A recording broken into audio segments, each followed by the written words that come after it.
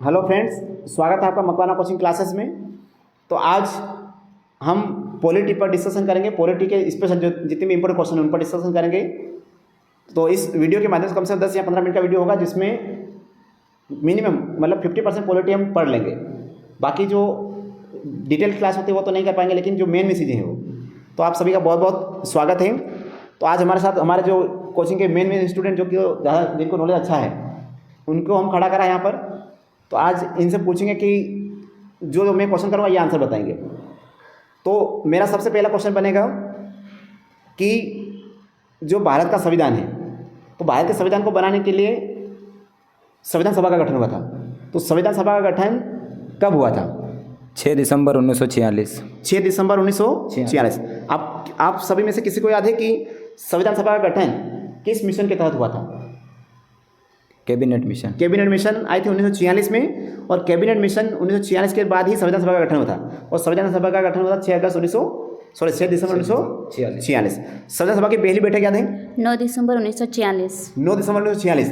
तो संविधान सभा के पहले अस्थायी अध्यक्ष कौन बने थे? डॉक्टर सच्चिदानंद सिन्हा। और संविधान सभा की दूसरी बैठक कब हुई सर?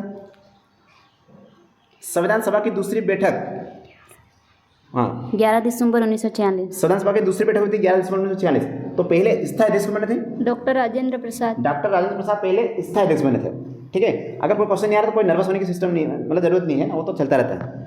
अगर यहाँ पर हम बात करें आगे, तो संविधान सभा को स्वीकार कब किया गया था? संविधान सभा ने संविधान को स्वीकार कब किया गया था? 26 नवंबर 1949 को। 26 नवंबर 1949 को। और इसलिए हम 26 नवंबर को क्या मनाते हैं? कौन सा त्यौहार मनाते हैं 26 नवंबर को? दिवस संविधान दिवस।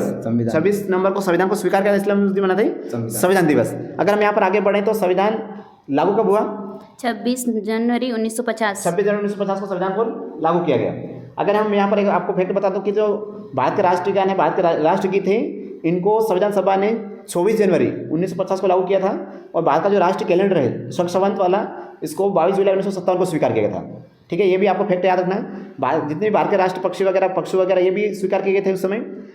अब यहाँ पर पहला क्वेश्चन बनेगा कि जब भारत का संविधान लागू हो चुका है, तो भारत के संविधान लागू होने के बाद भारत के संविधान में कुल कितने भाग थे?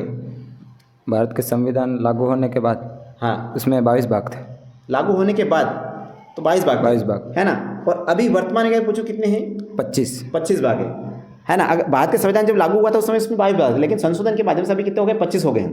अगर मैं यहाँ पर पूछूं कि भारत के संविधान में कुल कितने अनुसूचियाँ थी? 8 थी। और अभी वर्तमान कितनी है? 12 हो चुकी।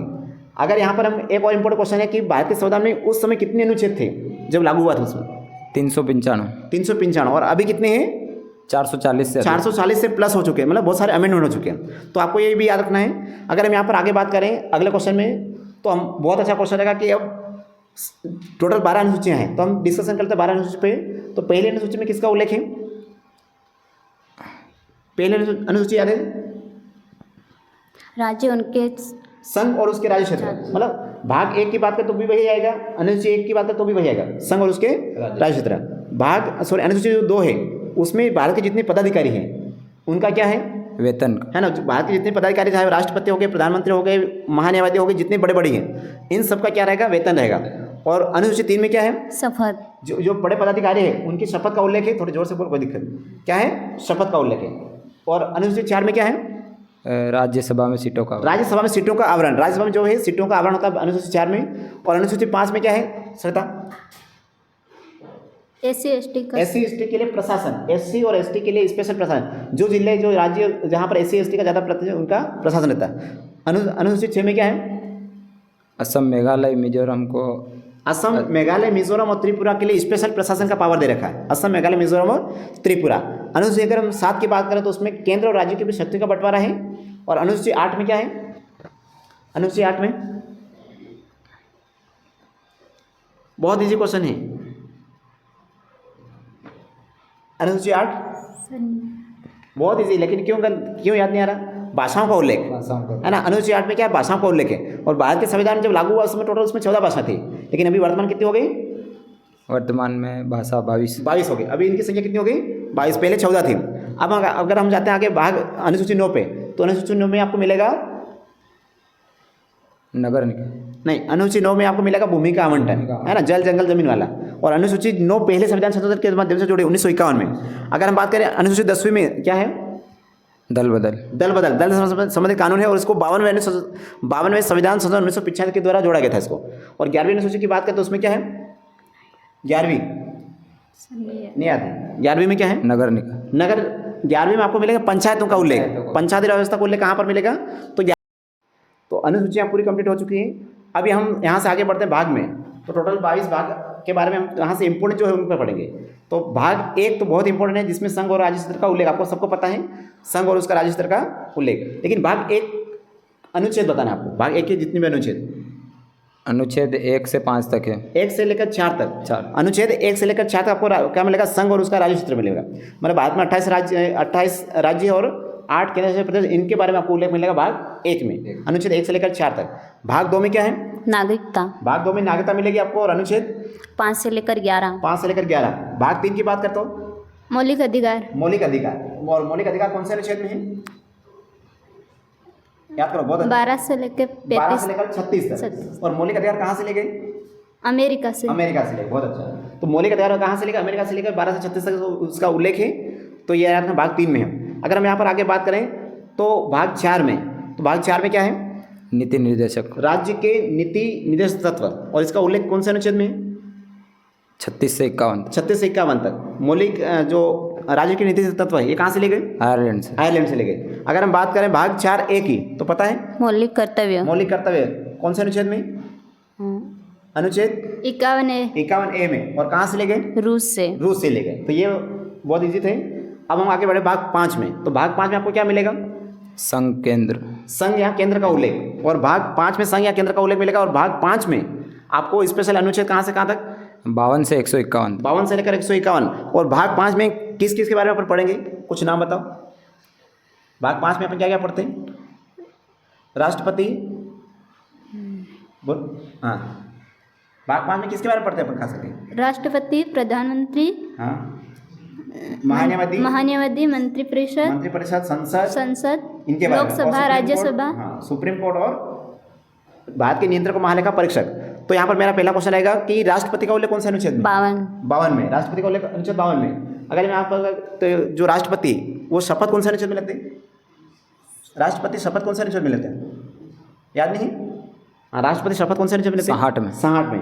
राष्ट्रपति पर महाभियोग अनुच्छेद 161, अनुच्छेद 61। और राष्ट्रपति को समाधान की शक्ति प्राप्त है कौन से अनुच्छेद में, राष्ट्रपति किसी भी को क्षमा कर सकता है, सजा 72 में, अनुच्छेद 72 में। अगर हम यहाँ पर आगे बढ़े तो मंत्रिपरिषद के बारे में पता है कौन सा अनुच्छेद, मंत्रिपरिषद का 74, थोड़ा जोर से बोल, कौन सा, 74। और प्रधानमंत्री का उल्लेख कौन सा अनुच्छेद में, 75। और महान्यायवादी का उल्लेख 76, ये बहुत। और संसद का उल्लेख 79 में। और राज्यसभा का उल्लेख, राज्यसभा का 80। और लोकसभा 81। लोकसभा का विघटन हो सकता है, मतलब लोकसभा को विघटन अपन कर सकते हैं, मतलब वो कर सकते हैं कौन से अनुच्छेद में, अनुच्छेद 85 में। अब यहाँ से हम आगे बढ़े तो अगला अनुच्छेद बहुत इंपॉर्टेंट है, संसद का संयुक्त अधिवेशन। याद है क्या, संसद का संयुक्त अधिवेशन अनुच्छेद, जिसमें राज्यसभा और लोकसभा दोनों कंबाइंड बैठक होती है, अनुच्छेद 108। अनुच्छेद 108 में क्या है, संसद का संयुक्त अधिवेशन। अगर हम आप यहाँ पर आगे बढ़े तो अगला क्वेश्चन बहुत इंपॉर्टेंट, धन विधेयक। धन विधेयक के बारे में पता है, सुनिए, याद है धन विधेयक, अनुच्छेद 110 में क्या है, धन विधेयक का उल्लेख है। और अनुच्छेद 112 में बजट। और बजट को हिंदी में क्या कहते हैं, बजट को हिंदी में पंचायती, बजट को हिंदी में क्या कहते हैं, है ना, बजट को हिंदी में क्या कहते हैं बलवंत, वार्षिक वित्तीय विवरण। वार्षिक वित्तीय विवरण। तो बजट का अर्थ क्या है, चमड़े का ठेला, चमड़े का थैला, है ना, क्या है, चमड़े का थैला।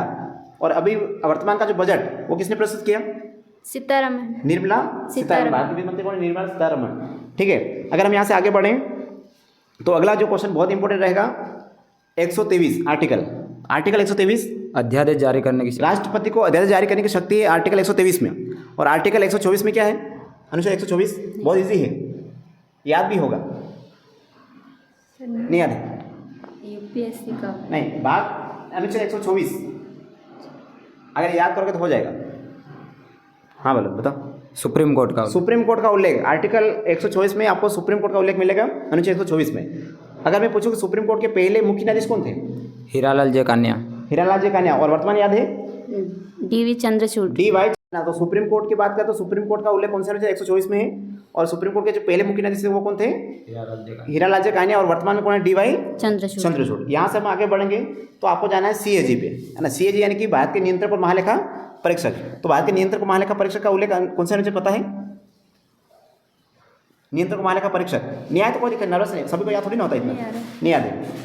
अनुच्छेद 148 से 151, 148 से लेकर 151 तक क्या मिलेगा आपको, भारत के नियंत्रक और महालेखा परीक्षक। अब भाग 6 शुरू होता है, भाग 6 में आपको मिलेगा राज्य सरकार, है ना, राज्य के बारे में उल्लेख, और ये आपको मिलेगा 152 से लेकर 236 तक। लेकिन यहाँ पर वो मैं आपको थोड़ा और डीप में पढ़ाऊंगा। अगर हम यहाँ से आगे बढ़ते हैं तो भाग 14 पे जाते हैं, भाग 9 में। तो भाग 9 में किसका उल्लेख है, पंचायतों का।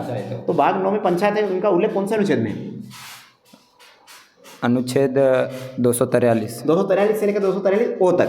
243 से लेकर 243 ओ तक क्या मिलेगा आपको, पंचायत का उल्लेख मिलेगा, और 243 ओ से लेकर 243 जेड ए तक आपको नगर निकाय मिलेगा। अगर हम यहाँ से आगे बढ़ेंगे तो भाग 14 आएगा। भाग 14 बहुत इंपॉर्टेंट है, क्या उसमें, यूपीएससी का उल्लेख। यूपीएससी की पहली महिला, मतलब यूपीएससी के अभी वर्तमान में अध्यक्ष बनी प्रीति सूदन अभी यूपीएससी के अध्यक्ष बनी। यूपीएससी का उल्लेख कौन से अनुच्छेद में है, 315 से लेकर 323 तक यूपीएससी का उल्लेख है। तो ये आपको याद रखना है, बहुत इंपॉर्टेंट है। अगर हम यहाँ से आगे बढ़े भाग 15 पे, तो भाग 15 पता है क्या है उसमें, बहुत इंपॉर्टेंट है भाग 15। भाग 15 बहुत इंपॉर्टेंट, राष्ट्रीय निर्वाचन, जोर से बोलो, राष्ट्रीय निर्वाचन आयोग, बहुत बढ़िया, है ना। तो राष्ट्रीय निर्वाचन आयोग का उल्लेख कौन से भाग में है, तो भाग 15 में, ठीक है। भाग 15 में राष्ट्रीय निर्वाचन आयोग। तो राष्ट्रीय निर्वाचन आयोग की स्थापना कब हुई थी पता है, 25 जनवरी 1950। बहुत बढ़िया, 25 जनवरी 1950 को राष्ट्रीय निर्वाचन आयोग की स्थापना हुई थी। और उसके पहले अध्यक्ष कौन थे, याद है, सुकुमार सेन राष्ट्रीय निर्वाचन आयोग के पहले मुख्य, मतलब भारत के पहले मुख्य निर्वाचन आयुक्त थे। और अभी वर्तमान में कौन है, राजीव कुमार। तो ये भी आपको याद रखना है। यहाँ से हम आगे बढ़े भाग 17, बहुत इंपॉर्टेंट। भाग 17 में क्या आता है, भाषाओं, राजभाषा का उल्लेख, भारत की राजभाषा का उल्लेख है। और भारत उसका उल्लेख कौन से अनुच्छेद में है, राजभाषा का उल्लेख 343 से लेकर 351 तक। भारत में राजभाषा का उल्लेख आपको 343 से लेकर 351 तक आपको मिलेगा। आगे बहुत इंपॉर्टेंट पार्ट है भाग 18। क्या भाग 18 में, नहीं याद आ रहा, नहीं बोल, आपात उपबंध का उल्लेख है। और आपात उपबंध का उल्लेख कौन से अनुच्छेद में है, मतलब इसके अंदर 3 अनुच्छेद हैं, याद है, बोलो, कोई दिक्कत, स्लो बोलो, कोई दिक्कत तो आ जाए माइक में। 356 360 और 352, है ना। आपात उपबंध के अंदर आपको 3 भाग मिलेंगे अनुच्छेद, 352, 356 और 360। 352 में क्या है, राष्ट्रीय आपातकाल पूरे देश में लगता है। और राष्ट्रपति शासन 356 में, ये कौन सा पूरे राज्य में लगता है। और वित्तीय आपातकाल का उल्लेख कौन से में, 360। यहाँ से हम आगे बढ़े भाग 20 में। तो भाग 20 बहुत इंपॉर्टेंट है, क्या है उसमें, संविधान संशोधन कहाँ से लिया गया, दक्षिण अफ्रीका, बहुत बढ़िया, दक्षिण अफ्रीका से लिया गया। और अनुच्छेद उसका पता है, अनुच्छेद 368 में संविधान संशोधन कर सकते हैं। तो ये भाग पूरे हो गए। तो इतने ये इंपॉर्टेंट क्वेश्चन थे। तो आप सभी का बहुत बहुत धन्यवाद। एक बार सभी के लिए जोरदार तालियां।